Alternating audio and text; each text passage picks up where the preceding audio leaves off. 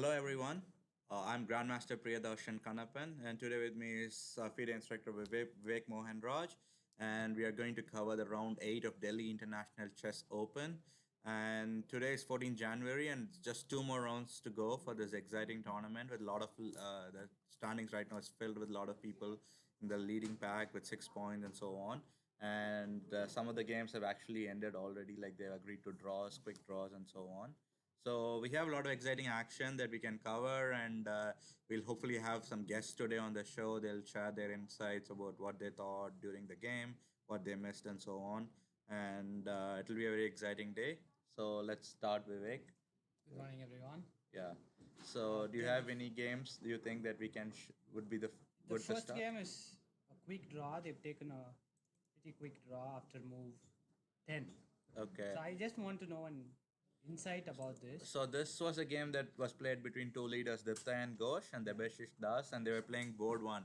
That's a great sign for the Indian fans out there because both of them are Indians and they're playing on board one and in such a late round like round eight, which means they have a lot of winning chances to win the title at the end of the day. I like to ask a question in this, Yeah. Priyadharshan.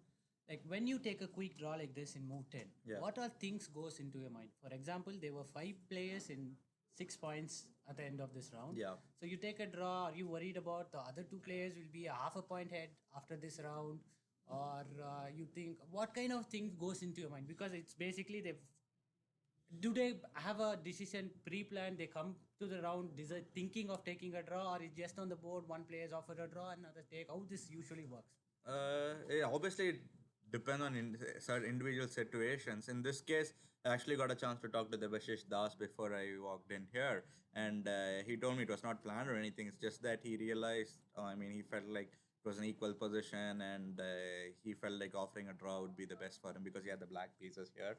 And I think White did not hesitate much before taking the draw. From a risk perspective, yeah, it's a risk they are taking. If one of the other two players who are playing in the same point as them, if they win, they're going to take a half-point lead. But they're also playing very strong opposition. They're also playing. Their opponents are also GM, so it's not going to be like an easy point for either of the people who are on the same point as them. So they may be putting their faith on their opponent that the game will also end in a draw or so on. And another thing I believe is that yesterday Debashish had a long game with Farooq Amanato. We even analyzed it on our studio. They both came and spent like their half an hour quality time analyzing. And maybe he was tired of it, even tired from that game, even though it was only one round. It could have drained all his energy. I don't remember how long Dipten Ghosh game was yesterday, but maybe he was tired either way. But from Black's perspective, it's a great result because Dipten Ghosh is a very strong player and Debesh is also equally strong in his own terms. Yeah. But when you have black pieces and you are able to get a draw like this early, like in 10 moves, and Save a you lot can of energy. conserve your energy, yeah. Because the next two rounds is like basically like the last 10 my 10 meters of the 100-meter dash basically. Yeah. You have to run, you have to prepare as much, and you have to strike, you have to win at least one game of the two to win this tournament. You have to score at least 1.5 out of two for the Beshish or Diptayan to win this tournament. Taking two draws in the 9 and 10 is not going to help them win the tournament. So maybe both are really basically like conserving all the energy to run the next two rounds with their full force. So it's not a bad decision from either player. Obviously, the fans would love to see a fighting game on board one because yesterday was a great fighting game between Farooq Amanato and the Beshish Das. But from a player perspective, I think they did the best that they can do for themselves, and it's their choice. Yeah. So Viewers, if you missed the yesterday commentary, I sincerely ask you to go back and watch the discussion and between Amanato and yeah, the video is like out there on YouTube. You can find the link out easily and watch it because like it's two grandmasters analyzing their game live, and lot of ideas. They were just like throwing ideas there, like games. this move, Very that move, exciting. that move, and there were a lot of tactics and sacrifices that were played somewhere in the analysis part, but that was not executed on the board. So definitely an analysis that's worth checking out if you have half an hour of your time. And the second, go to the second Okay, game. let's go to the game between Mozaddeh Masood, Grandmaster from Iran, versus Tran Tuanmen. Tran Tuanmen has been playing extremely well. He won the Bhopal tournament and he finished second in the IAFL Mumbai event. So he's in a fantastic form, and he's in one of the leaders here. So maybe he'll give his best to most probably try to win this tournament also. And if he does, it would be an amazing performance because in India, it's Indian tournaments. It's generally very hard for international players to win at least a back-to-back tournaments. It's, I guess, really never happened in Indian chess before. So normal Sicilian Nidorf and white is 25-17 rated and black is 25-41, and so far just normal developing moves, nothing special about this structure. But this is going to be a very fighting game because you see white has already castled on the long side, black is still holding, he's not yet showing which side he wants to castle. Sometimes he may just keep his king in the center of the board and keep moving, keep start his attack. So let's see what black exactly did in this game. Okay, so white's last move is rook d4, and from clock perspective, white has 43 minutes in comparison to black's 48. So evenly matched in the clock too. It's tough to call this position say better or equal, better for white or black, because even though white king looks a bit shaky with king on c1 and the a pawn basically missing right now after it got exchanged with the b pawn. Uh, Actually, and a very interesting move I see is rook takes b3. I'm not sure. I'm not sure if this is the best move, but certainly a move if black really wants to play for a win and complicate, he should try some variation like this. But it's highly suspect. I'll be honest. Giving up an exchange, just and that too in such a critical game with no clear compensation, only very few people would do it. So I'm not expecting rook b3 honestly, but it should I make the game I interesting. just had a glimpse and I don't know it's working. Yeah. Can black start with e5 here? E5 rook moves, then rook into The b3 rook is followed by hanging, knight right? into d4. Sorry. Okay. Yeah, Yeah, if e5, the rook is so right now white's idea is just threatening the rook, and so black either has to take on d4 with the rook or move his rook away or defend. And d5 is not possible also because the queen is pinned on c7, the g3, so he cannot move the d pawn. So most logical move is rook takes d4, knight takes d4, and maybe do something like queen a5, trying to give queen a1 check. But even after queen a1, there's knight b1, so white doesn't really have to worry a lot. But most likely, I expect white to just go back knight b3 and attack the queen and control the a1 square. So the biggest thing is there's no concrete weakness on black's camp, even though black's king is on straight line of fire, like the queen on g3 and the king on g8. There's moves like bishop h6 that's possible. But let's say if rook takes in this position after rook d4, knight d4, queen a5, knight b3. Let's say if black goes queen c7, white cannot really get much out of this too because the problem is knight h5. And if you go queen g4, he can go knight df6. And then if you go queen g5, he can just move his king. And the bishop is trapped. You lose a piece. And if your queen moves anywhere else, then you lose the pin. Then you just lose the piece. I mean, white can win the piece like this way, but no, it's not even wins back. The knight goes and gets defended. So black just so the king cannot be attacked, so that's not a concrete threat that white has immediately. Actually, losing the a6 pawn, black would be happy. White picks up the a6 pawn so that he gets his rook on a8 and try to generate counterplay. So So finding plans for black is it's easier than easier, white. I mean, because in this position, let's say rook d4, knight d4, and something, let's say I play king h8, the defensive move. And if I'm playing black pieces, my idea is knight c5, bishop b7, rook c8, and then try to hit the e4 pawn and c2 pawn. Those two are my key targets. And if I cannot succeed on this, I'll shift my target goalpost to b2. I'll attack on that, and at some point, I get a timely d5 break, and then the bishop will come to a3 or b4. So black's idea is very straightforward, but from white's perspective, white may have to go h4, h5, h6, but those are all like very far-fetched ideas, which I'm not sure. Black will generate more counterplay before even white can completely execute an idea. So black's opening choice has been very successful, if I have to say. And actually, black pulled back. It's also a very interesting move, in my opinion. He just went rook b6 in this position. So he's saying, I'm waiting for a right moment to capture rook takes Yeah, b3. now maybe if it's black's turn, Yeah. can black play e5 once the rook move Okay, followed let me by play a waiting like yeah, h3, let's say. e5. Okay. But moves like e5 are always Yeah, suspicious in general because creating you're the giving d5 this square. big Yeah, yeah, weakness, yeah.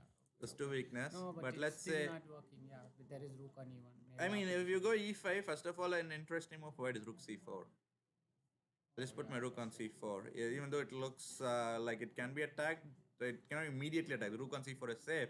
And once the knight moves, the rook gets another square on c3. And it is important to have the rook on c5. So you stop all the potential threats, mating threats that come on c4. So I wouldn't do a weakening move like e5.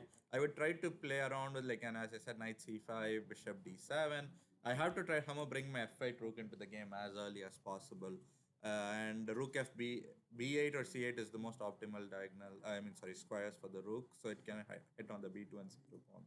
I'm actually just like not looking it correct. I all want to take on b3 using the pin, get d5, and try to get some play. I was thinking whether it's kind of possible. I don't think so. It's But even possible if at you this position. get Yeah. that, I think it's not that Opening dangerous up the yet. question, It's still nothing not much. that Yeah. venomous Okay. yet because white has a lot of defensive pieces near the king. So you need, generally the principle is that you need at least three pieces more than the defending side. And actually, Grandmaster RB Ramesh explained very lucidly this concept, in his Dream Room videos, that you need three pieces more generally to have an overwhelming attack. If not, your opponent will be able to come and defend on time. So I see a knight on c3, which is like defending.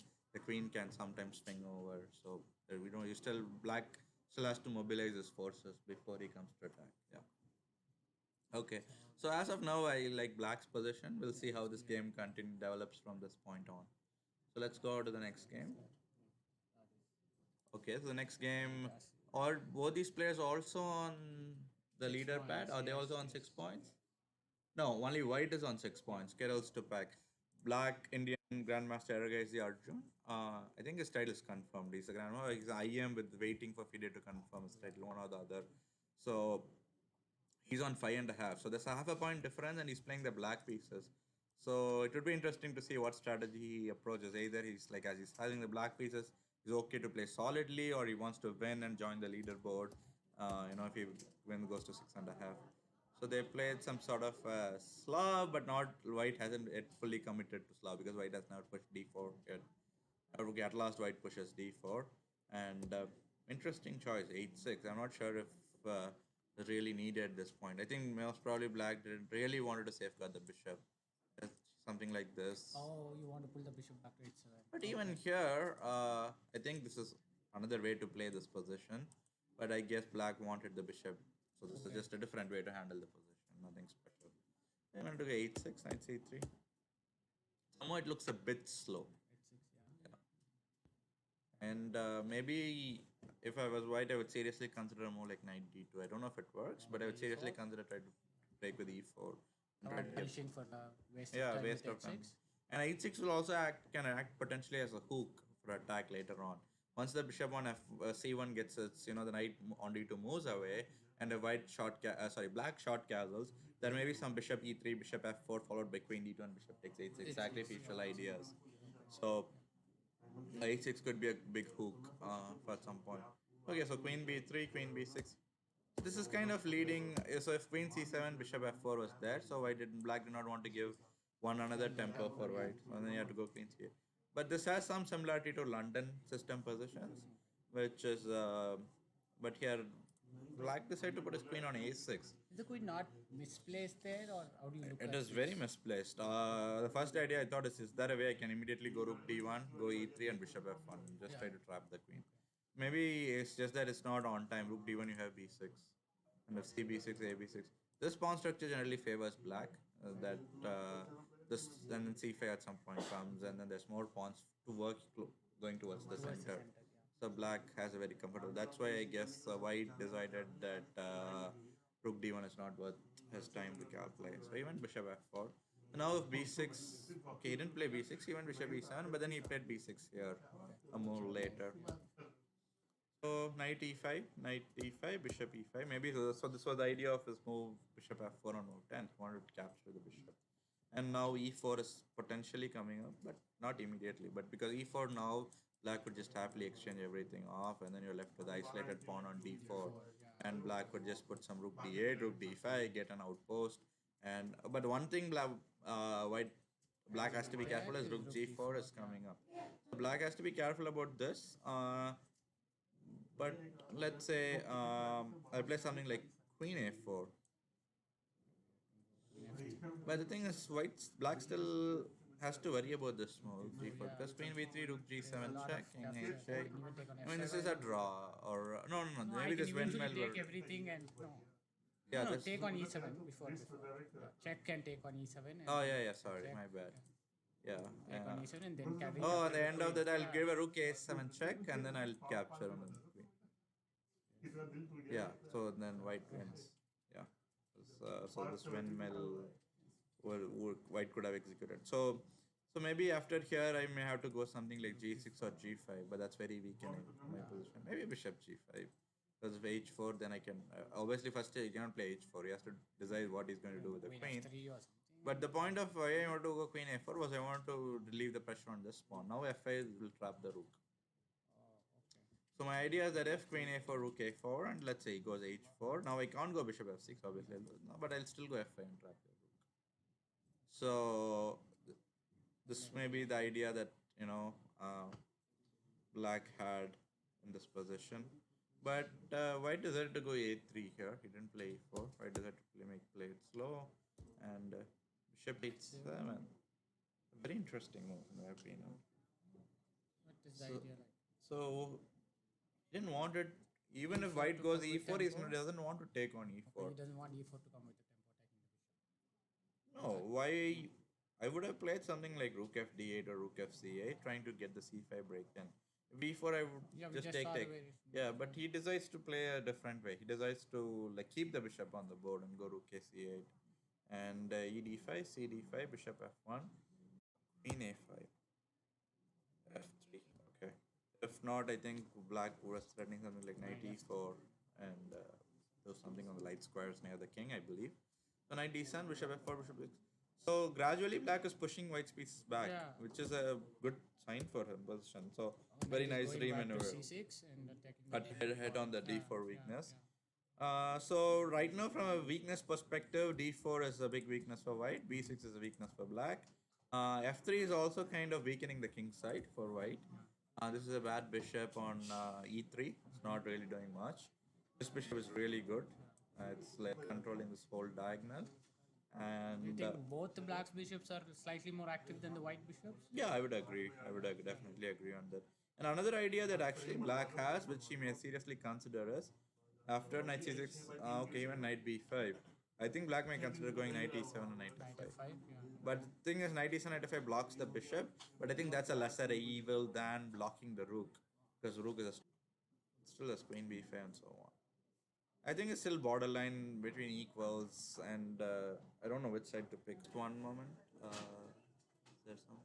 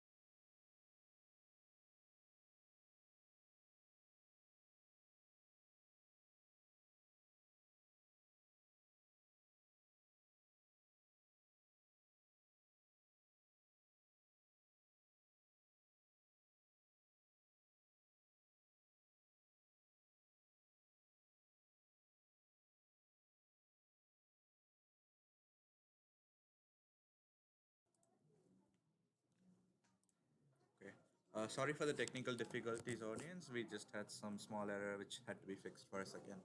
So yeah, as we were talking about this game, we are currently talking about I think board three game between Kirill Stupak and Aragazi Arjun, and I think quite a few moves have come live after knight b5, knight e7. We are on move 21, and move 23 or move This is where we are, and knight d6 I expect to be on the board.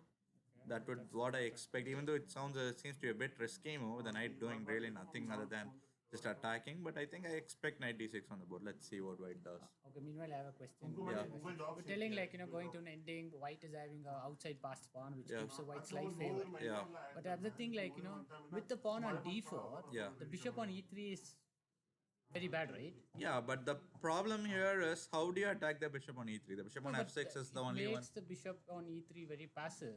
So Yes. basically, he's playing with a bad bishop. So when goes to an ending, does it play a role? Is that compensate for that queen side? I mean, majority? it certainly compensates, but I don't know if as a black I would be able to exploit it and win the Okay, game. Yeah, I would try to, because the weaknesses are more clear in this position, like the weak pawn on d4 and so on. So I would try to exploit as much as I can from this weakness before I take this game into an end game if I'm having black pieces. Where or do you so. think is there a possibility of creating a second weakness? Do you see any potential areas where? I mean, one way this is kind of a risky try, but maybe you can think about is some g5, h5, g4, trying to create Oh, weakness on the light squares. okay, But okay. it's a very risky thing, and it has to be executed very correct in a correct manner. Or another thing, as I said, is I want to put the knight on f5 and make this bishop further passive, and then I think this queen has to come back into the game. Yeah, It's out of the yes. game for too long. So one potential good square I see for the queen is b8.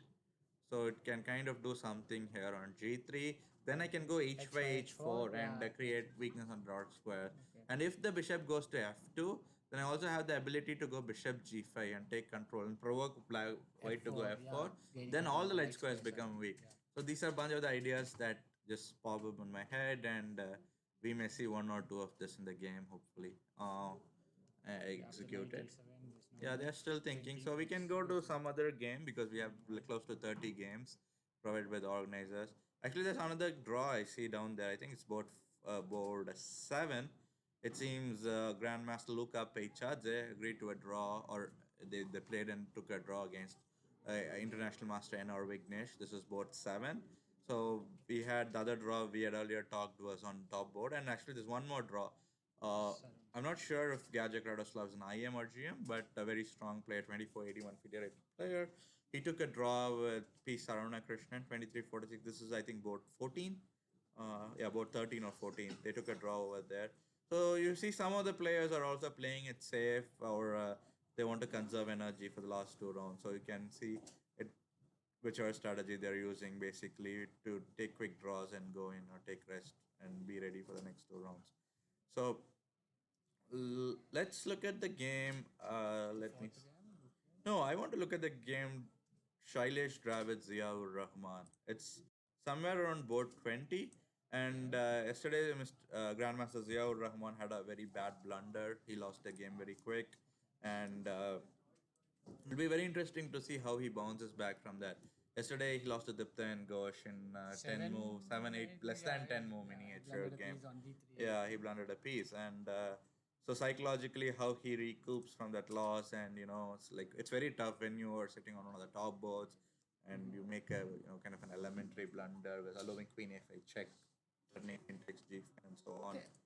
Like there were like no questions asked. Like no, I think I saw some Facebook commentary or something. How a grandmaster so strong can miss such a simple tactics? It's just an oversight, right? It just It could be an oversight. Sometimes it's more like playing by the hand. We say it's like the move just comes on your muscle hand. memory. Yeah, muscle memory or playing Okay. with either way.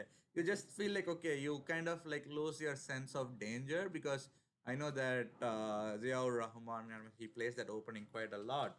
So it's like I know everything in and out of this opening. So he just like makes that muscle memory moves. That there may be a slight difference. Some like knight maybe into f3 it was on e2. Some slight difference that could have made the whole difference. He wouldn't have realized that, okay, this knight not being on f3 or e2 is not defending my bishop on g5. So that is the Something like reason. it's like something like playing a pre-move in chess.com. Yeah, Primo and yeah, chess.com or any site Yeah, out yeah, there, yeah. something like Okay. that. Or for that reference, in sometimes Primos and maybe in NURTR's analysis room at some point soon. Game Yeah, room as well. yeah, like that. So at this point, let's look at this game between Shailesh Dravid and Ziaur Rahman. So e4, c6, d4, d5, e5, a Karakon advanced, and I would like to look at this game from a black's perspective because the higher rated players having the black pieces here and c5, so advanced Karakon with this variation on c5. There's been a bit of resurgence in this variation. Earlier, everyone used to go bishop f5, and c5 was used to be the very old main line, and all of a sudden people switched for bishop f5 for a long time. But now there's been some interest revived on this variation. Especially, I've seen quite a few Anand games in the 2018 and end of 2017 and so Did on. black like lose time with c6 Yeah, and black lost. c5? What was Black the lost a idea? tempo, but the difference is that this is basically a French defense kind of position. Let's say they go c3. Black has the ability to develop the bishop outside the pawn chain and then go e6. So it's a French, but one tempo lost.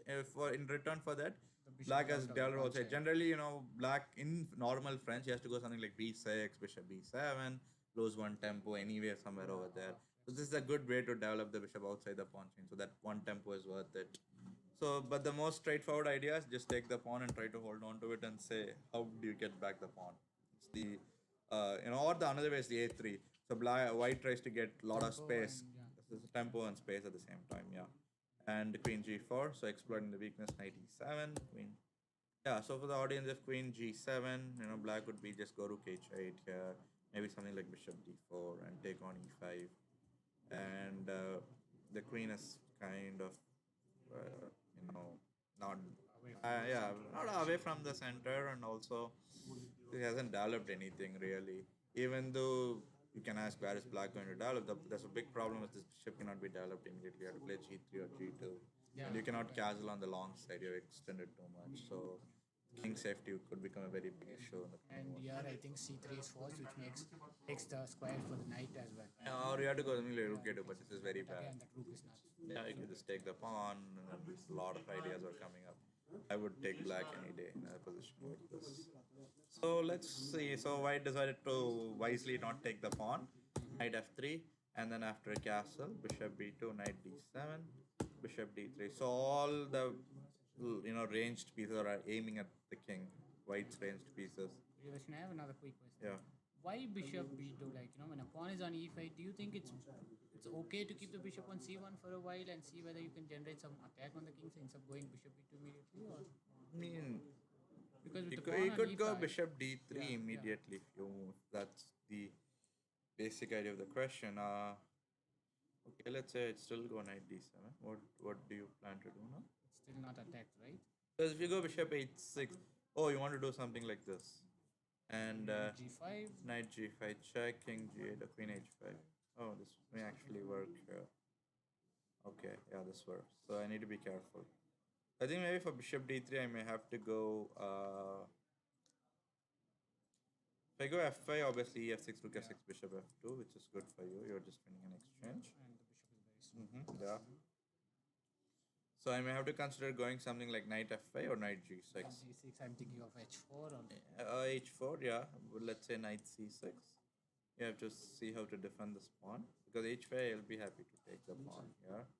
And you don't have any immediate attack. Yeah, you don't get any. So knight e5, let's say queen g3. You can even go like something like f6. And if h6, maybe g. I go g6 here, I'm not sure. Because g6, then you go f4. Yeah, that's what I'm worried about. But then I may have a move like bishop f6.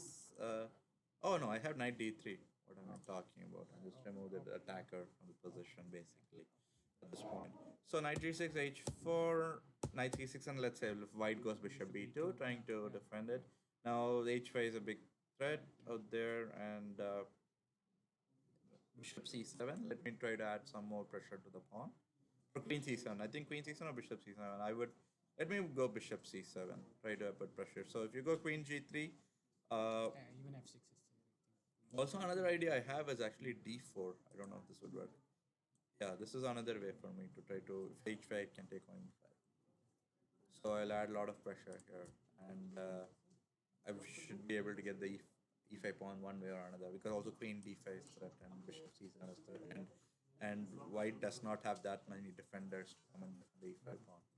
So that's the. So I guess he just decided to. I mean, he could have played bishop d3, and for here he could have just gone like bishop b2 instead of h4, and then try to do something short castle rook e1.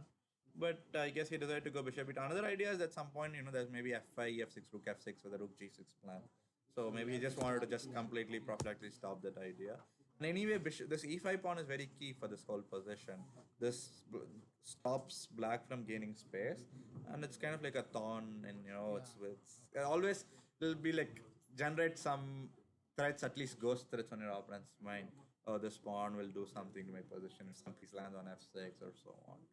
So bishop b2 and I think fairly normal moves by white. Yeah, and it's interesting he didn't take because it's like once you take, there's knight f6, maybe d4, e5, knight e4, knight f5, a lot of knight jumps. So he wisely played queen g3. So now his question is like, okay, what are you doing with this bishop? Like he has to move his knight and then play bishop d7 and bring it back into the game. Queen g3. I like the move queen g3 quite a bit. And most likely here he is going to read out the bishop again. Somewhere over here or somewhere it's going to come at some point. Okay, knight g5. So it's still doing some. Okay, so far pretty good moves by both sides. Any question? Giving the bishop, but it's okay, I think. Yeah. I mean, if he Not takes, a great bishop. because if he takes and takes, Knight then well this is a placed, and problem. d6 is a threat. And Yeah, and we can just go f4 at some point. I mean, it's certainly playable, not a bad idea, but I guess he just decided to go h6 and wait before he dies. I would have considered something like h4 also. If I don't know if it works, but it's certainly a move that he should have considered. That is one. And then what even knight h3, knight d4, knight d4, knight c3.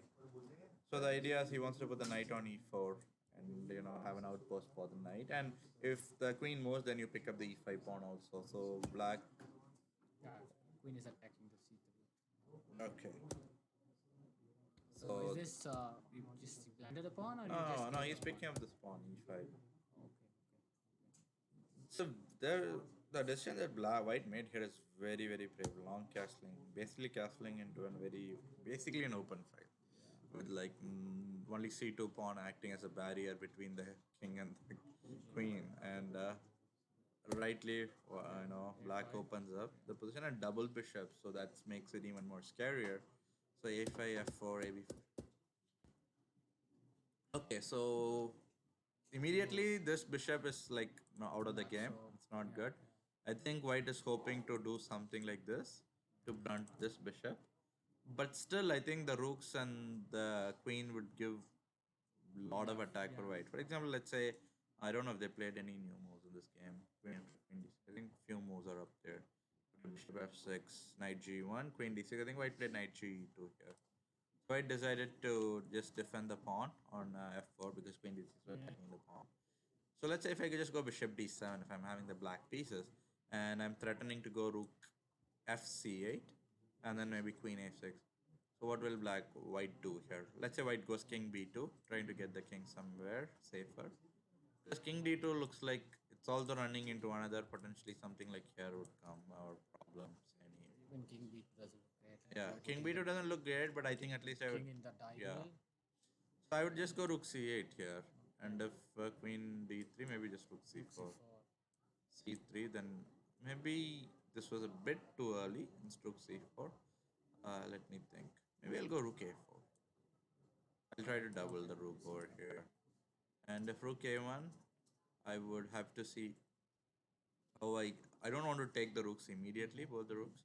So maybe I'd play something like queen e7. Or actually, could this work?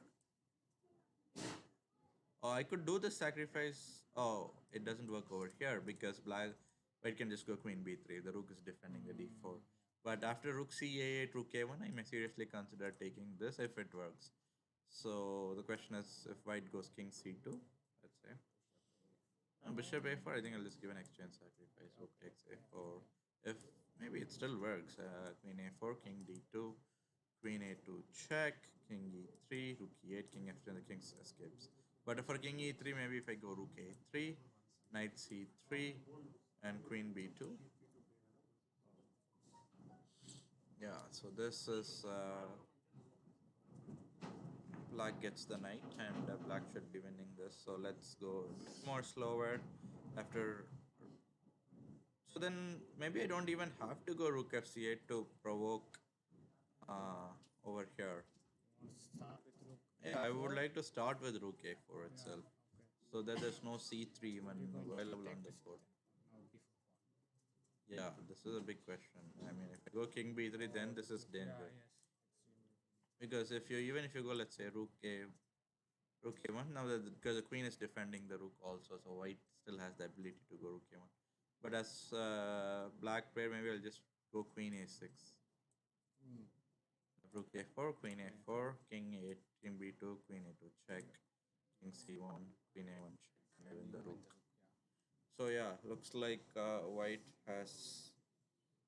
What what pushed white to make a move like to triple O, is rook coming to d1 is necessary? You want to get rid I of that pin as think I early as think that possible? somewhere over here is where white lost his track and went wrong.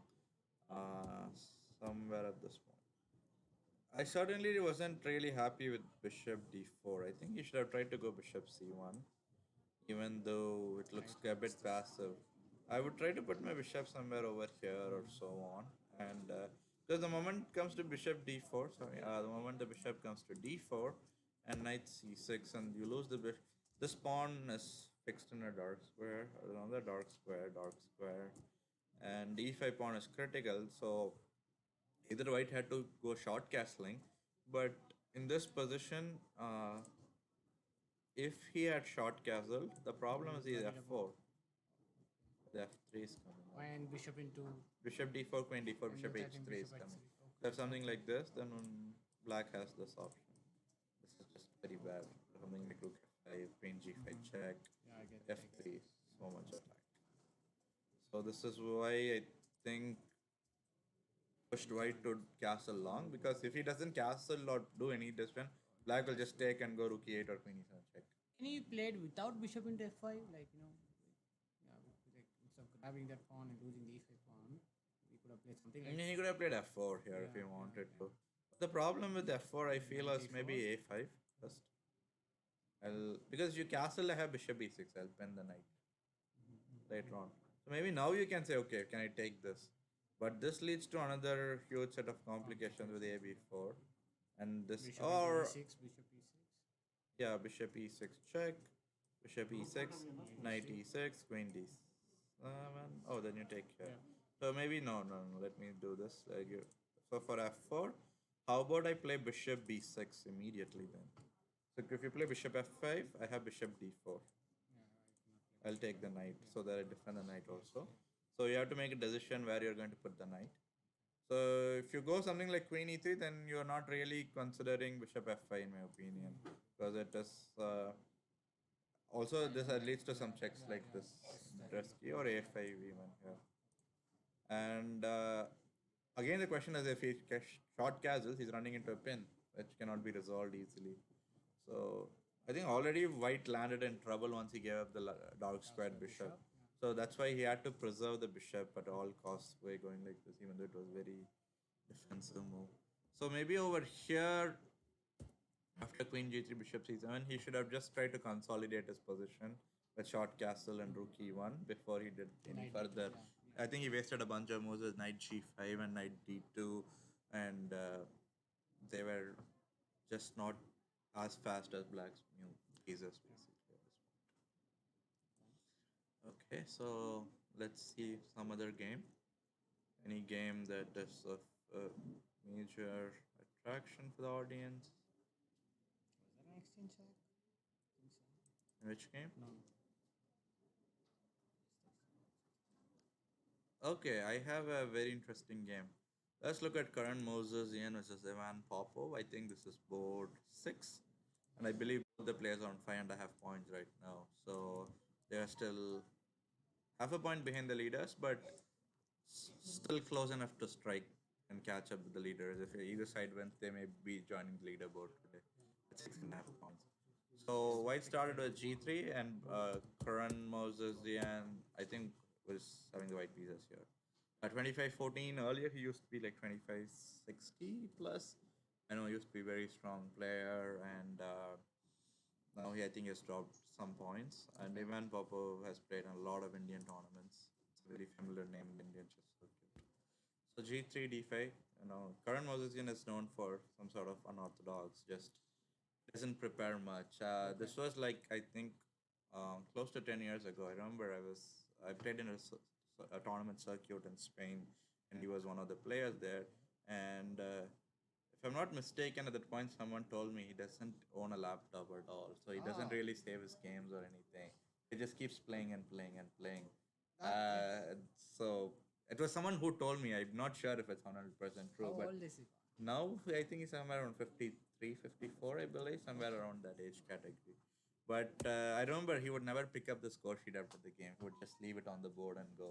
So either he had an amazing memory to Memory, feed it yeah, in the yeah. game, but as some people said, he doesn't like have a computer or anything, so maybe he doesn't feed the game. So I I'm not would sure. really love him to get him today for the interview. We'll see. So yeah.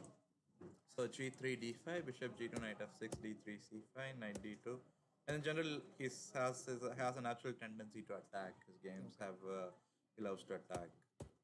So Knight E2. So you can see Some kind of French, it converts into it's French a D3, king's. French Yeah, I D3. don't know. It's a king's in some sort of a combination of many openings, Grand Prix, birds opening, and so on. As you can see, he's just going after the king, basically G4, D4. So black is trying to generate counterplay with C4, bishop C5 check, queen B6, rook F8. And white just wants to keep pushing the pawns forward. E5, knight D5, knight E4, C4. So white plays C3. So white, I guess, wants to fight for the D4 square, wants to take control at some point. Knight D4, knight D4, C D4, or something like that. I have a question here, Yeah. Priyadharshan. Like in some of like in our lab when I'm games, see when you play E5, you get the E4 square. In return, you give the D5 square. Yeah, So over how you here. make these kind of decisions? See, when the pawn is on E4, Yeah. you're taking control of the D5 square. Yeah. Okay, by pushing E5, you get the E4 square, but in return you give the D5 square. Yeah. How do you make this judgment? Giving the square for that square or prevent that? Like how this Well, play if really you works? see the way White has played the opening part, from this part, the only active idea is White has to play on the king side. He cannot do anything on the queen side. Or in the center? I mean, yeah, he can do things on the center, but on the queen side, he has no play. It's completely black is the one who's going to play on the queen side. So he has to play on the center and or on the king side. So when we get a position like this, so the other decision he could have made is maybe G5, G5, yeah. if not of E5. And still, we're looking at something like Knight D7, let's say, Right, G3 and maybe. but then you're looking at most like even Okay, maybe E5 now break. you can play E5 so that you don't give that deep. Okay, and eventually it'll come knight B6, knight E5. But Yeah, you can do that. I mean, but one thing, even though this looks risky, I would certainly consider as F5. I'm not sure if it does anything. Because right now, black's development is slightly better than white, in my opinion. So if I manage to do play F5 successfully without, in passant, let's say EF6, let's say EF6, and something like H4. In this position, I may try to open up the king side. Let me try to do something like Queen B6 and try to move the knight and take, because I can just go King H8 and Rook G8 still. My king is also safe. So I don't know if it's entirely correct, but this is an idea that black should certainly consider. And also always there's moves like Queen B6 with some knight takes E5, picking a bunch of pawns, 3 pawns per piece, so on, like that. So for E5, knight D5, knight E4, C4, okay, King H2, Rook A D8, Queen C2. Interesting, because normally in these positions they go Queen E1 and try to put Queen here, but here, okay, that's a bishop, but then maybe G3, but here White decides to put the Queen on C2, so he's eyeing this pawn from this B1 H7 diagonal. Knight E3, Bishop E3, Queen E3, 2 G3, Queen B6. So it is will bishop, maybe black will even play A5, B4 at some point. yeah, definitely black can play A5 B4, and it's a matter of time now. Who's going to will black generate counterplay on the central file, the D file, or will white be able to put Do some on the piece on king side. F6 and create something? So rook F3, B4, G5. This was the last moment I had on the live game, and white has 25 minutes and black has 33 at this point in time. And one big threat that white has coming Knight up is knight F6, F6, yeah. G F6, G takes F6, and white wouldn't mind even giving up the rook if there's if Possibility, this bishop yeah. somehow attacks, it doesn't mind. because on the end, all it matters is like you just bring your Bring the queen queen. somewhere or rook to g1 and deliver a checkmate. It's a very sharp position in this position. Do you prefer white here? Even I would certainly prefer to play white, but I would have to Yeah, calculate concretely before make a clear decision. Because once again, let's say something like king h8. Let's say I'm trying to even still you can play knight f6 if you want to, but at least here I take g takes f6, g takes f6, and if bishop c5, and question is maybe knight h5 or something. If this is fast enough or not is the question. Now if I play knight takes e5, let's say, and d e5, bishop f3, bishop f3, rook g8. Or actually black may even go bishop e3 and just threaten rook d2 check. So I have to calculate all this before I make this huge decision of playing on knight f6. And it's certainly but I'm pretty sure knight f6 is coming at some point. Because if we're not going to play knight f6, one of the ideas that black may even have if this knight f6 doesn't work, black may just play rook d7, rook f8, and go And rook play on the d3. d5. Or even another threat that's potentially coming up is b3. Pushing the. Oh, it directly played b4. It's okay if b4. Yeah. Yeah, yeah, this is the position. And I think he may be even considering b3 here from black. So he's thinking, I want to push your queen away. To if you go b1, then this rook is out of, let's say, cb3, ab3, and queen b1.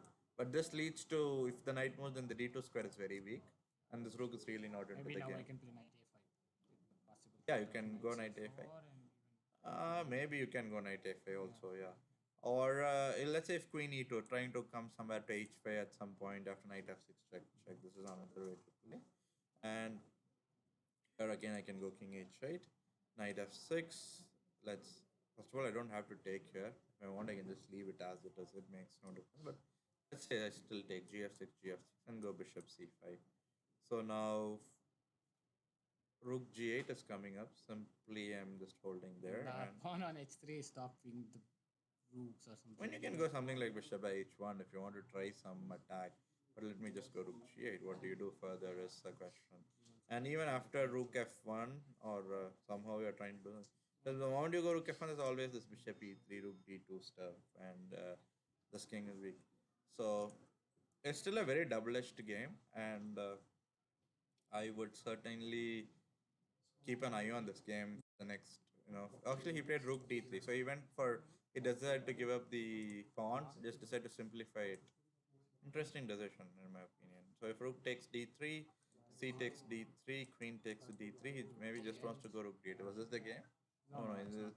So, well, I don't know why he thought that this is better than b3 or other variations, but it's certainly not a bad decision. But in this case, he's not going to exchange further. So let's say after rook d8, if white goes something like queen c2, I expect him to go like something like queen a6.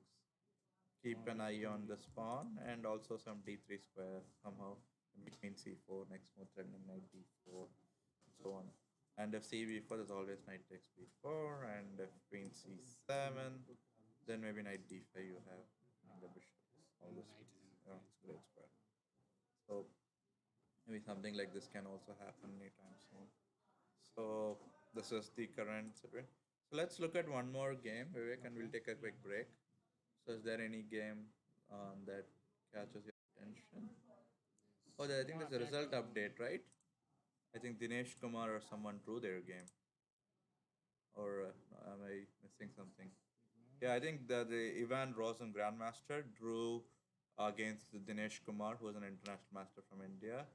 So it's a kind of a slight upset because Ivan Rosen is 2589 and one of the top seeds here, and Dinesh Kumar Sharma is only 2303 rated player. But the game ended in a draw, so that I think puts him out of the title race. I believe Ivan's chances to win it because he was already half a point behind, and this draw is not going to help him much, I believe. And Can you take a look at this game?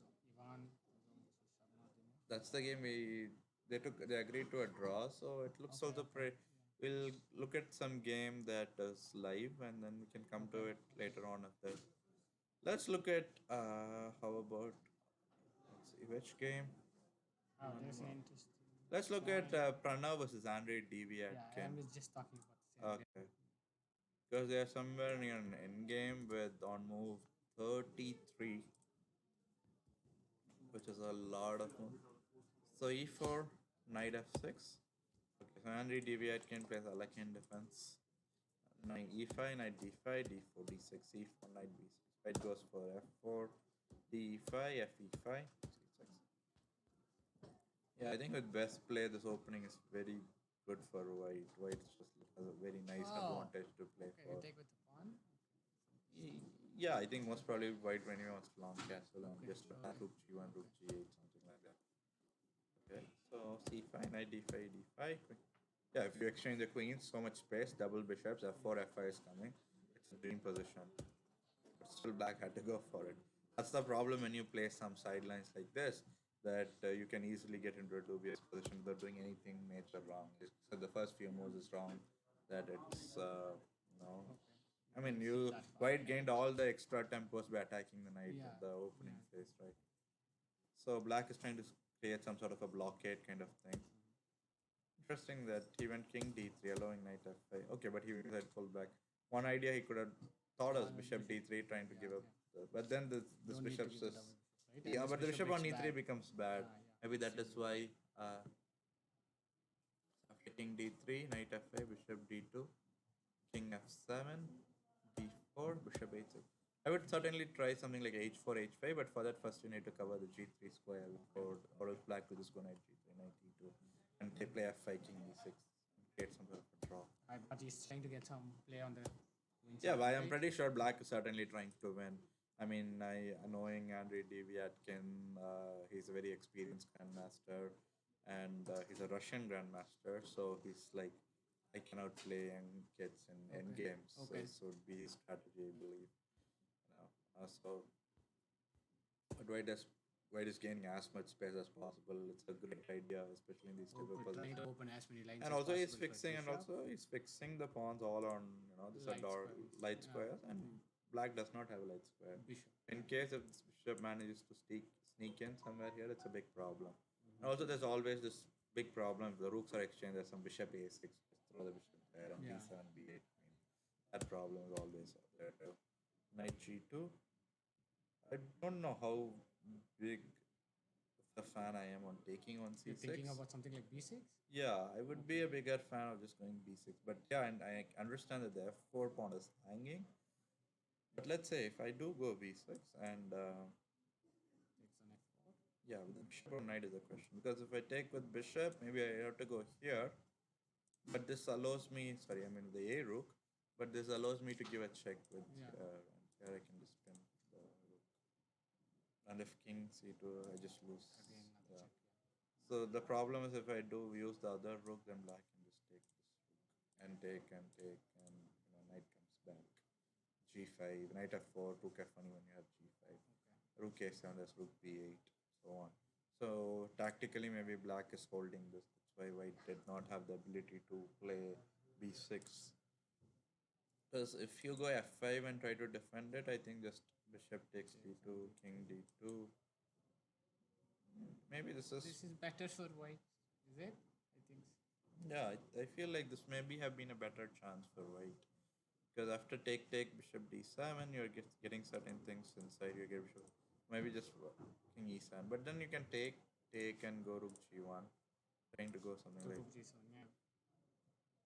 Yeah, I'm not sure why white did not go for this variation with f5. Maybe he was worried about something like knight f4 check, but then you can just drop back king c2, and I get a feeling f5 maybe is a better move than what he played in the game at this point. So b takes e6, b takes e6, and he went rook hb1. So he decided to give up the pawn, and in return, very active rook. I mean, it looks right? With the rook is extremely active. White's rook is extremely active than the black's rook.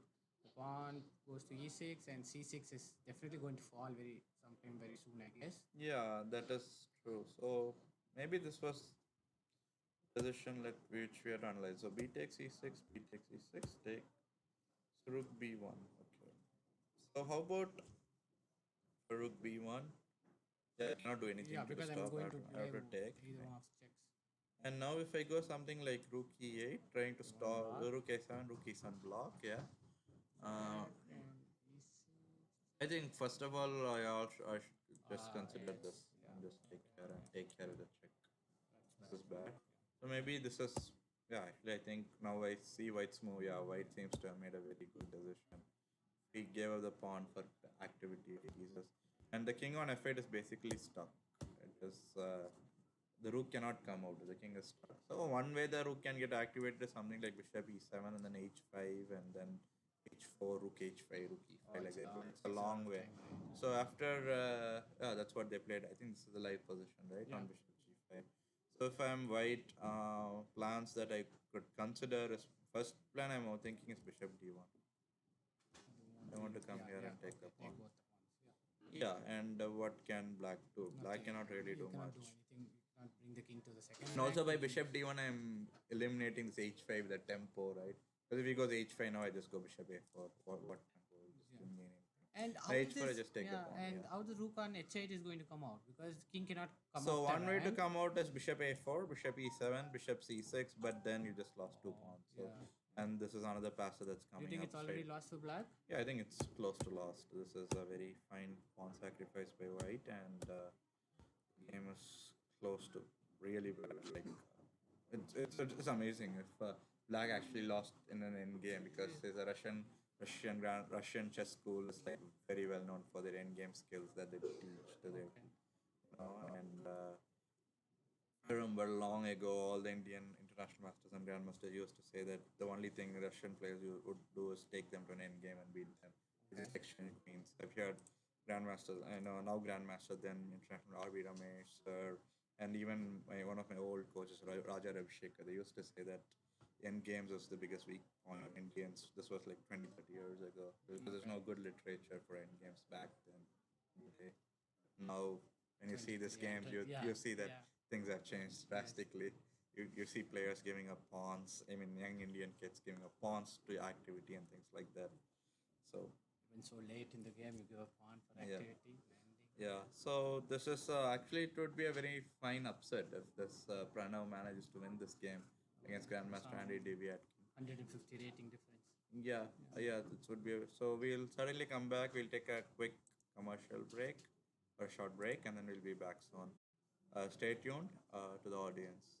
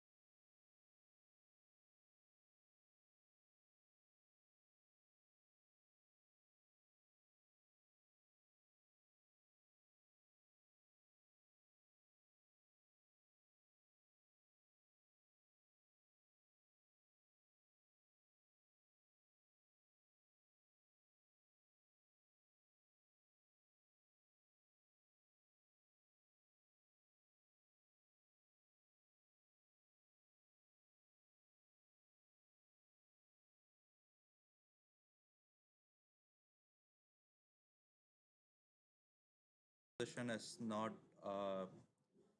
going to be like great. And to the audience, I think I was on mute for some time. Sorry about it. There was a small technical error, and we just fixed it. So yeah, I was basically saying to up to this point, I was saying was that this was a very normal play by White, and White at this point had to open up the position because if we see if white doesn't do anything drastic, black will go bishop b5 and rook a4 and so on, and black will have a very comfortable position. So bishop b5 was played here, and then knight d2, rook d4. So we see that white is opening up the position very rapidly, and black wants to liquidate as much as possible so that he can get his king to safety. So we are currently in this position. We are on move 38, and I believe actually there are two more moves that was played on the game: Queen e7, a5, and knight c4. So this is the current position on the board, and Grandmaster Abhijit Gupta is going to pick up the d6 pawn, and let's say if rook g2 check, rook takes g2, queen takes g2, white's king can safely hide on a3, and then this bishop is hanging. This if d6 pawn falls, basically all the black pawn will fall. e5, c5, a5. So this is a position I think it's a technically one endgame, and Abhijit Gupta should have no problem converting this into a full pawn. And there are a few more moves that has come in the live feed. So knight c4 as expected, rook g2, rook g2, queen g2, king a3. Exactly. So the position that we're just talking, they reached this position, and I'm expecting Abhijit Gupta to have an convert this easily. So if I have to call it, I would think Abhijit is winning this game in another 15 moves max would be my call. And with 30 minutes time lead on the clock, it's game done. So was also saying that a lot of results have come in the last few minutes. One of it is that Ivan Rosum has drawn his game with Dinesh Sharma, and then Swapnil Dopade had won a very fine game against Himal Guzain. If we have time, we'll definitely come back and look at the key moments from this game. And then we have Shailesh Dravid losing against Ziaur Rahman. Black, developed his attack from the last moment where we left and managed to convert the attack into a full point. And then we have Amer Moheb from Egypt, 2309. He drew against Sham Nikhil, who's 2446. And then Rishi Sardana lost to International Master Praveen Kumar, who's rated 2233. That's some sort of a mild upset because Rishi Sardana is 2398, 2 points away from 2400. And Praveen Kumar, even though he's an IM, has lost quite a bit of rating, so he's now rated at 2233. But still a very fine player, and he managed to win his game. And then the other results that come in is that Grandmaster Murli Karthikeyan, playing somewhere around board 15, he beat Varga Clara, who's rated at 2244, and Grandmaster Alexander Pretke, 2620, beat Pratik Patil, who's rated 2161. So then Indian's veteran Grandmaster Praveen Tipse, legend in Indian chess scene, he beat Vinayak Kulkarni, who was rated 2207. So that's another result that just came in. Then Maxim Lugovskoy, 2445, he beat Mahalakshmi, who was 2219. And I think the 30th board, there's maybe some sort of a streaming error because there is no moves played since the opening. So we'll focus on some other live games, and hopefully we'll have some guests on our show in the next coming minutes. As a lot of games, the results are just coming in continuously. So let's look at the game between Samir Katmale and P. Karthikeyan because both sides have less than 10 minutes, and in my opinion, a very interesting position worth analyzing in deep. So white played e4, c5, and c3. c3 Sicilian. Some call it the Alapin. d5, d5, queen d5, d4, g6. So d5 is generally considered to be the best try to create an imbalance in the position and try to fight for a win. Because knight f6 is the other way. It's more of a solid approach to the position, and black has good position either way. But d5 is sometimes preferred by people who prefer to have more dynamic positions. So d5, e takes d5, queen d5, d4, g6, knight f3, bishop g7. So this is all theory, nothing really special about this. and then knight b d2 cd4. So white gains a critical tempo with bishop c4, queen d8, knight d4, and it would certainly be not advisable to play something like bishop d4, cd4, and queen d4, because white would just even play short castle and sacrifice the pawn. White doesn't mind giving up a pawn because threats like queen b3 followed by knight f3, rook d1, and white is generating immense counterplay for the one pawn, and most probably black will end up losing some lot of material very soon. So black played knight f6, white state declining the pawn sacrifice, castle, castle, knight to f3, b6, rook e1, bishop b7, bishop f1. I think white's position is very comfortable, and once he plays rook a d1, he would have completed the development, good control on the central squares, d5, e5, and knight on d4, a great outpost so far. So let's see how the game developed from this point. I don't know about bishop b5. So if it was me, I would maybe have just played rook a d1 and try to see what black wants to do. Because I think white's idea was bishop b5 was okay. He's like threatening, I'm going to take on e7. You know, he played queen c8, so the e7 pawn was hanging. So this was my idea. But after a6, bishop takes d7, queen d7.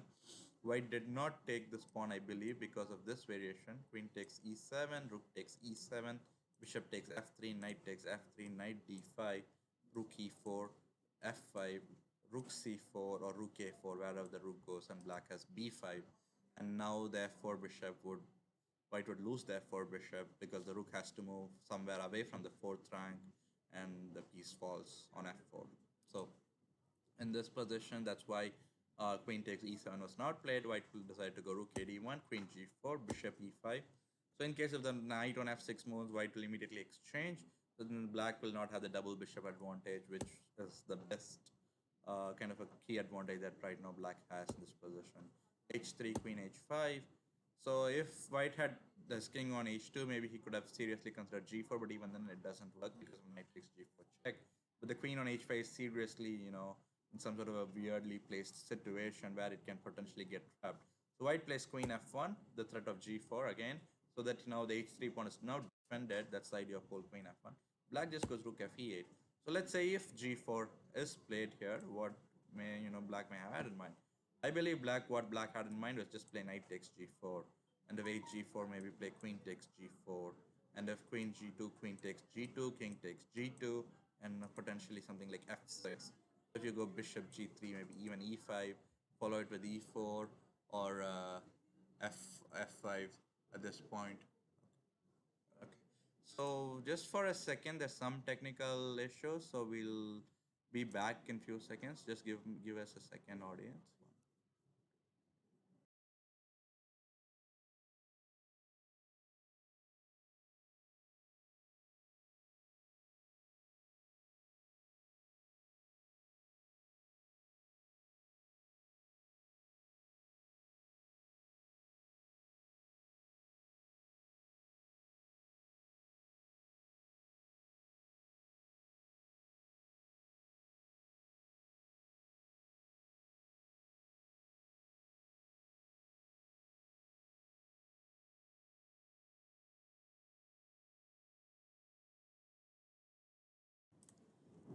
So we are back. Sorry for the technical issues we just faced for a few seconds. And I was explaining that after e5, e4, and black would generate a lot of counterplay and for the piece. So this is what I guess made white not to play g4, and white decided to go rook d3 in this position. After rook d3, queen h6, knight h2, b5, rook g3. So kind of an interesting maneuver by white, going rook d1, rook d3, rook g3, even though there's really no attack on the g file, the pawn being on g6. I think this is where I think white started to slip, because after knight h5, rook g3, knight f4, black's knight, which was not so great on f6, has actually come to a very active position on f4. And knight g4, queen g5, g3. So after g3, black played knight g2. Now both the rooks are attacked, and white played bishop takes g7, knight takes e3, and black is just an exchange up. So I think somewhere around here, white lost the thread of this game, and white could have played something way more safer. Queen f1 was unnecessary. I think I was liking white's position somewhere over here, even though I wasn't so happy that white went for this bishop b5, bishop takes d7 plan when it was White could have just gone rook a d1 and just improve his position because he was already having such a great position. He didn't have to do anything drastic. But this idea of bishop b5 suddenly backfired, and I expect White to lose this game soon. So, and with 5 minutes on the clock, Samir Katmal, international master, exchanged on, but he also is up against P. Karthikeyan, who became a grandmaster very recently. So, I expect Black to bring home the full point in this game. So, how about let's look at some other game that's being played right now live. Let's look at the game. Actually, there's some more results that just came in as we were talking about this. Grandmaster Attila Sazab, 24-18. He lost his game against Grandmaster Razat Ziatino, who is from US with a rating of 22-48. So it's a close to 150 point upset on board, I believe 24, somewhere around 24. That was a big upset in my opinion. And then let's look at the top board games because we haven't covered them in quite some time.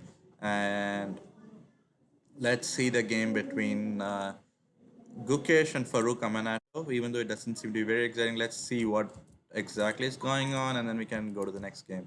So Gukesh is a very big Indian talent right now, and a lot of hopes are pinning on him. Maybe he'll become 2650, 2700. Soon he's close to 2500 right now. Maybe he has even crossed it on the live rating.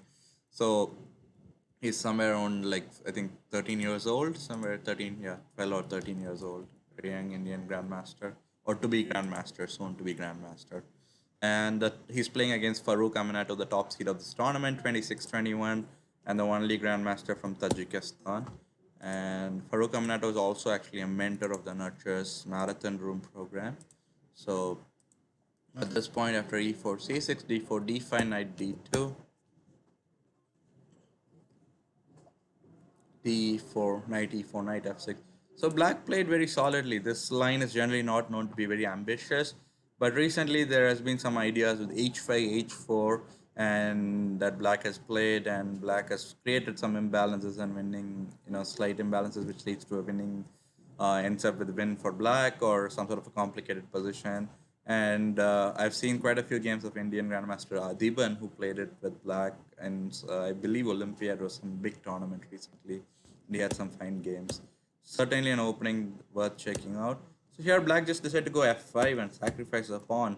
I think for more of like development and long-term counterplay in this position. Because if I'm not mistaken, they generally go something like h5, and then after here they go king h8, bishop f5, h4, something like this. So f5 and black just gave up a pawn, bishop f5, queen f5, knight d7, bishop e3. So now white is black is threatening to go knight c4 or knight d5. As expected, knight c4. So let's say if something like queen d3, then black will just take the pawn on b2, and if something like queen f3, still the b2. So at c1 is not possible because the rook knight on e2 would.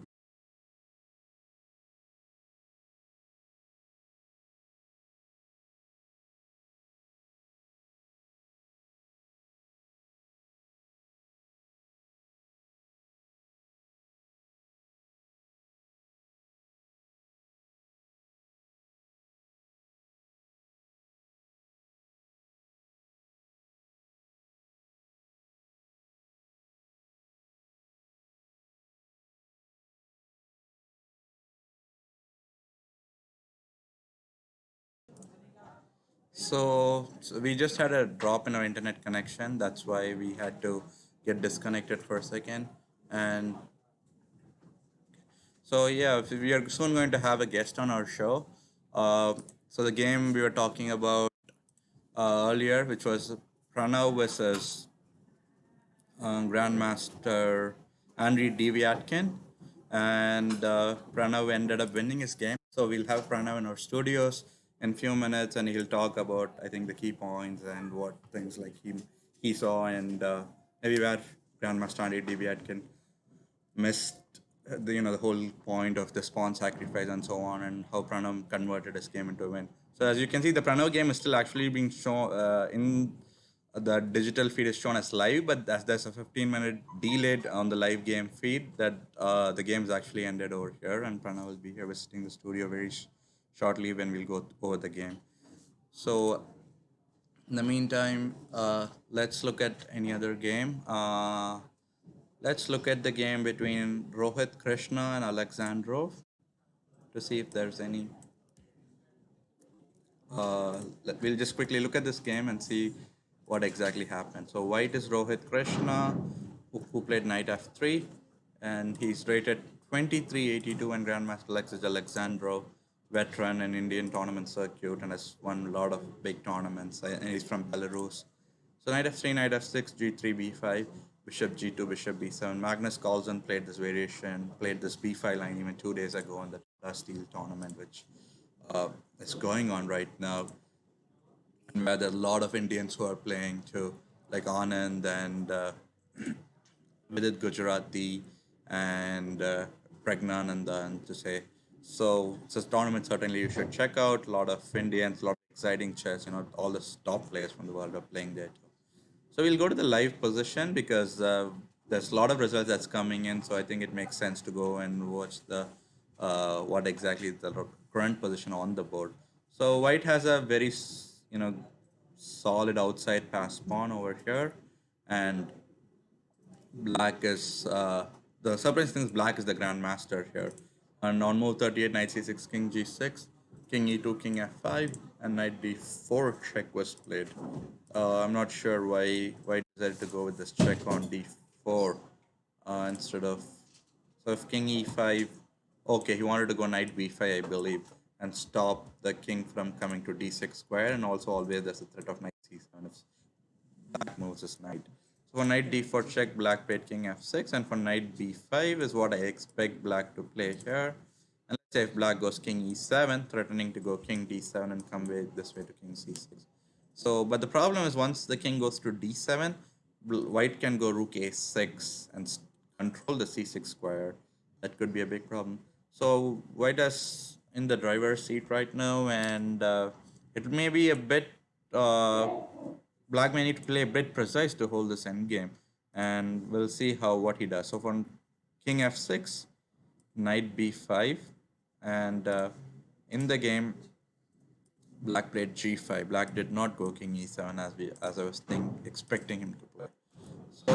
So idea of g5 I think is to fix both the pawns, and one of the critical things is that if white's h2 f2 pawns are exchanged, then black can just play knight takes a7 and sacrifice the knight, and black should be able to draw that endgame. The thing is that white is one pawn down technically, but the a7 pawn gives more than enough compensation. So for g5, white played rook a6. So now there's always the threat of knight c7 with knight takes d5 or knight c7, rook takes e6 and that. So black has to be careful about those threats too after rook a6. So Rohit also has 11 minutes and Alexandro has 2 minutes. So it's certainly black is in a not great position to be in with less time on the clock and such an advanced a7 pawn. Black may even end up losing this game, so which would be a very huge upset if that happens. So let's see if there's any other result that has just dropped in the last few minutes, and I see that uh, actually there seems to be no new results. Seems like everyone is still playing since the last time we got the updates on the result. And let's look at the game between. Actually, there's one result actually one result out there, which is Samir Katmale drew with P Karthikeyan.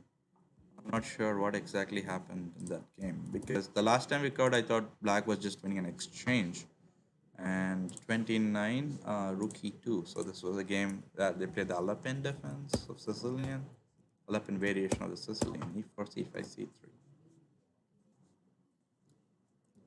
d5. So we are somewhere around here.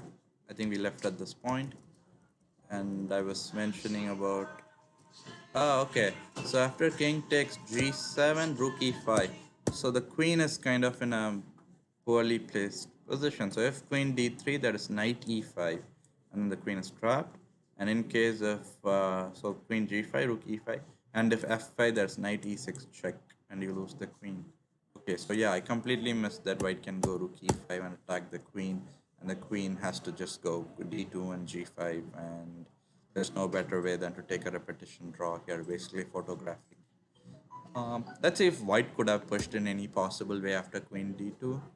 But the problem is that white's losing the b2 pawn, and if let's say white plays something like queen b1 to defend the pawn, I think a move like even let's say e6 could be interesting because then I can go queen g5 and then bring my queen back in case if something like rook e2 happens. Queen g5, rook e5, and the queen can drop back to d8 in this position. So in this position, that's why I think white wisely decided to just repeat and take the draw, which is good. So yeah, it was a mistake on my part that I didn't look deeper on this position. If I had, I would have certainly seen that rook e5 would have forced a draw. So that game ended in a draw, and then one more result is Grandmasters Marat Zumev against Grandmaster Elsan Game Mahami. They agreed to a draw. I think it was close to 31 move game, and they agreed to a draw 31st move. So let's look at the game between. Uh, we have Pranav with us on the studio. So welcome, Pranav. Have a seat. So yeah, so we were actually looking. First of all, yeah, welcome to the studio. Thank you. And we have your game here. Let me pull it up. And did a great win today. So the game is over here. So yeah, you want to share something like what you prepared and for this game I and saw E4. yeah. Or he plays E4, C5, E4, everything. Okay, he plays everything. So knight f6 was also one of the many things, right? Everything. Yeah, I don't expect. You didn't expect Yeah. knight f6. Okay, right. And so you normally play f4 system here, and But I didn't prepare for this. this is so you're expecting something like bishop f5 here. No, not Oh, you didn't like this. prepare in Yeah, knight general. F6. Oh, okay, knight f6 you didn't prepare. I thought he would play E4, C6. Oh, okay, Karakon or so on. Okay. Yeah. After bishop e3, bishop f5, but here you already had a very comfortable position, right? Very Maybe center he could have played bishop E7. here Another line here. in this Bishop E7, position, and D5, knight oh, D5. okay. E5, Oh, e5, c5, then knight b4. knight D4, BD7. Okay, so this is and E6, yeah. okay, It's a line. it's a theoretical variation basically. Okay, so for bishop g4, bishop e2. So yeah, this was an interesting. Like for example, when you went bishop e2, you already knew that you're going to take with the g pawn, Yeah. right? I But could not take with the yeah, because you are losing the pawn. But did you think of then you could have just kept the bishop here, right? Instead of bishop e2, you could have played something like rook c1 Yeah, or. but I had my preparation on this. Oh, you this was still even though you didn't prepare for the game, you Yeah. knew the theory at this point. Okay, bishop e2.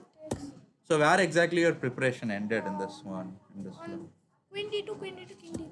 Oh, so you were up to this point basically. So, and what was the evaluation? You had Maybe I plus thought equals something or Slightly better. okay, slightly better. Okay, There you had many options. So yeah, I thought A5 was one, so like stopping B4. b4. Okay, and then Yeah, then maybe play the F6 late. f6 later on, and then but exactly like g6 and bishop Yeah. h6 at some point anyway, right? Okay, so g6. But maybe you should have tried to do something f6 maybe earlier before g6. Or F6 means same actually F4. doesn't make any huge difference. If he plays G5, then I will maybe play EF6, G4, and Bishop H5. Can you repeat the variation? Sorry. G5, Yeah. EF6, Oh, this line. G4, Yeah. Bishop H5. Yeah, this one. Okay. This is This is Yeah. pretty bad. And what if, let's say, if black here had gone f5? F5 means what I thought was to close the position with F4. Okay, and if he goes something like king f7 Yeah. and knight trying to He put will an play- blockade on And e6. I will play B4, F4. Yeah, okay, and like not here. Actually, you could do here also because you can just go rook b1 and pick up the pawn.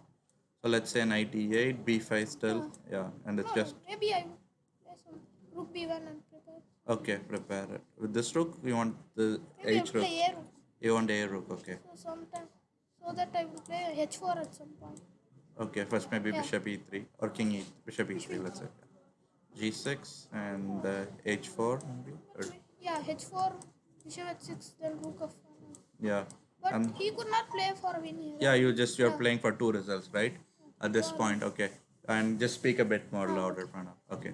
So after okay, G6 and then after bishop e3, f6, f4.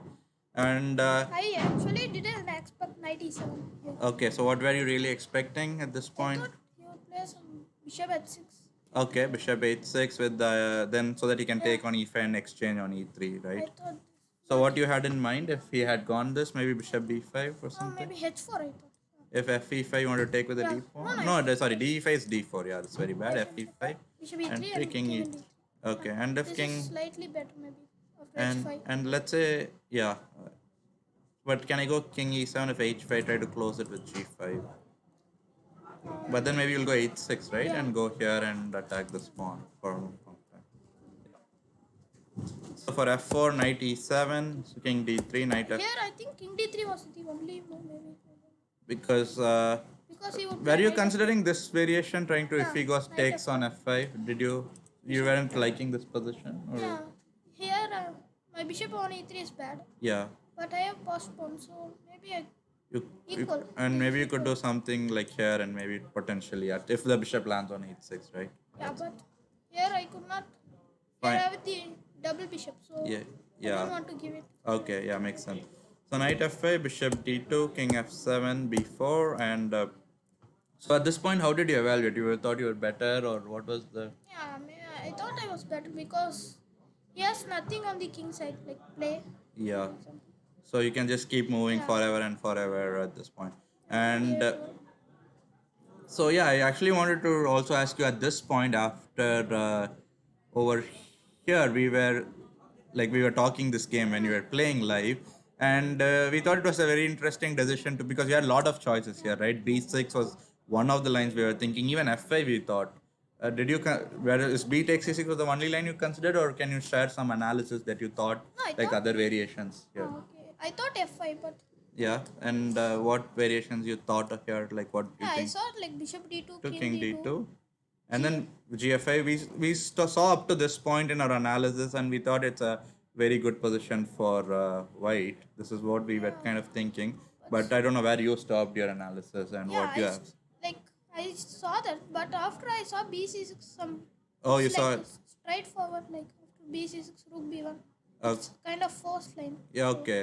So you thought that was way more forcing, Yeah. and we saw that this was not working because there was just rook a3 check, and the black was just winning the position. So okay, so you saw this, Yeah. and so you assessed that this game is going to be.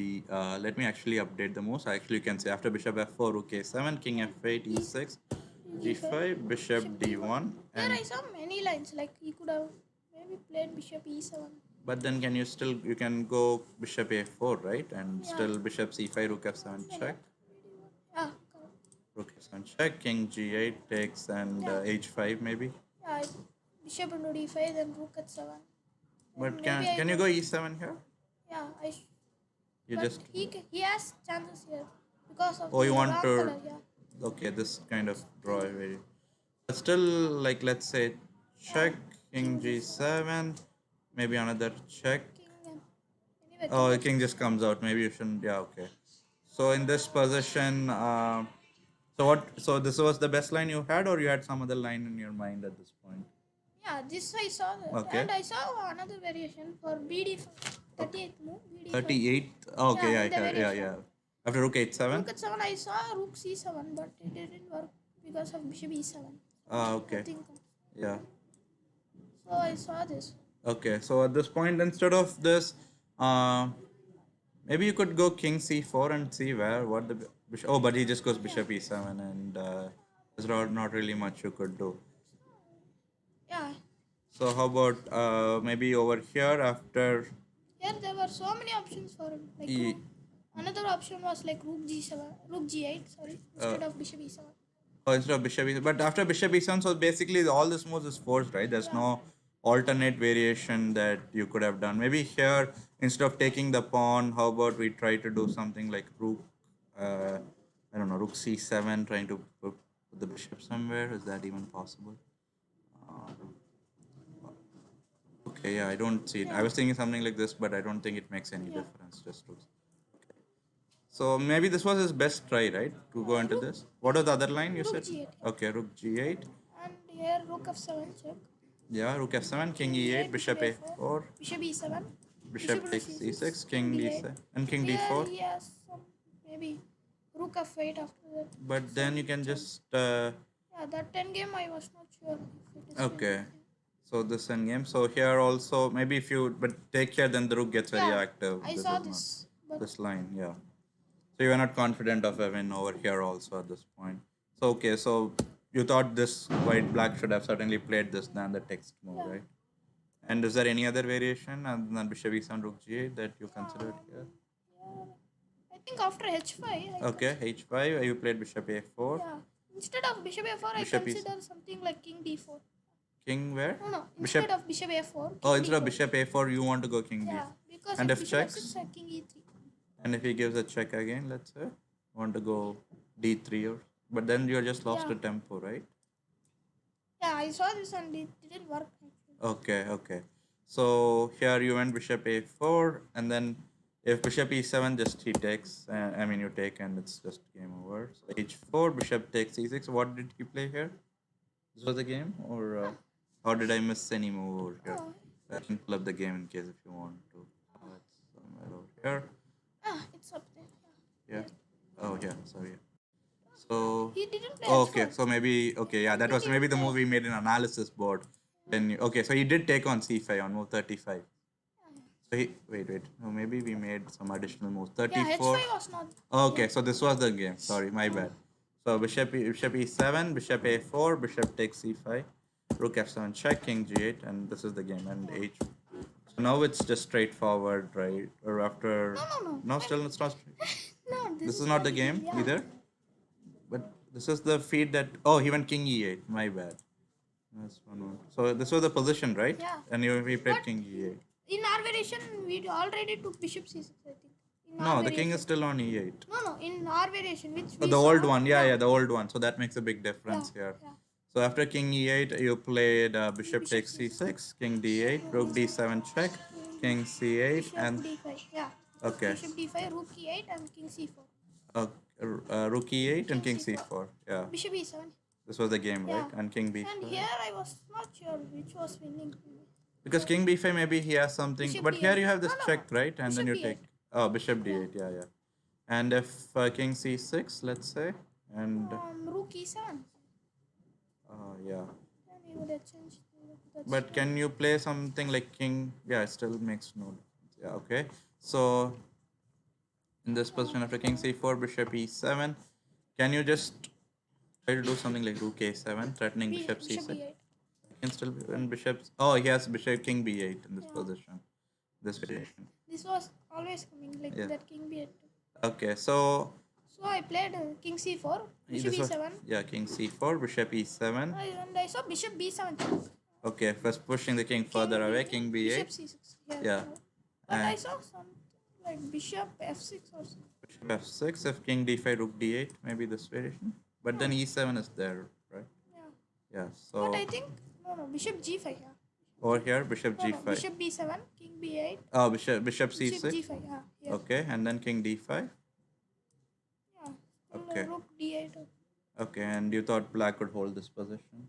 Maybe now he has some chances Okay. to hold. Yeah, so certainly, so you decide to go king b5 in this position, Yeah. right? This was the game, and then rook d8. No, I played bishop c6. Yeah. Ah, okay. Sorry, Yeah, my no, bad. bishop Okay, yeah, the game is still not filled up here. So bishop c6, and can you update the moves? Can you tell me which moves I Yeah. played in the game? He played bishop a3 Okay, and then and rook d3 he refused. okay, so I just blundered a piece over here. But here I don't. It was find already any like good lost, move, right? yeah. Because anyway, he's losing the piece. Wherever the bishop goes, you just attack the rook. So I think the big mess for black was maybe first was somewhere over here, right? The Yeah. where you said 34th move he could have fought way more better, and then And I don't know about the knight h4, but knight h4, knight g2. oh, over here somewhere here, right? Yeah, after 26th e5. move. You could have just waited maybe with king e6.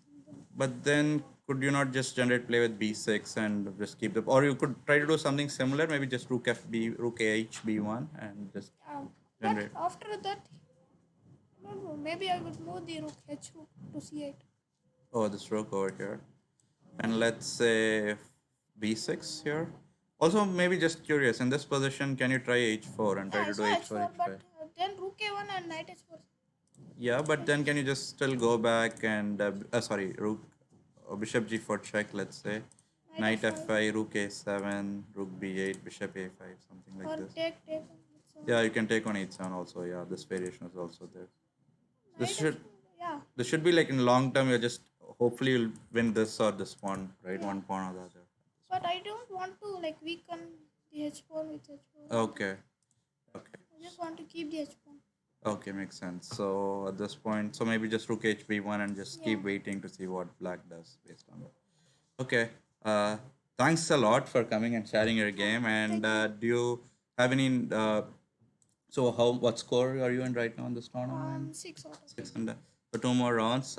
We wish you good luck. And once again, thanks for visiting the studio. Thank you. Thank you. Thank you, Pranav.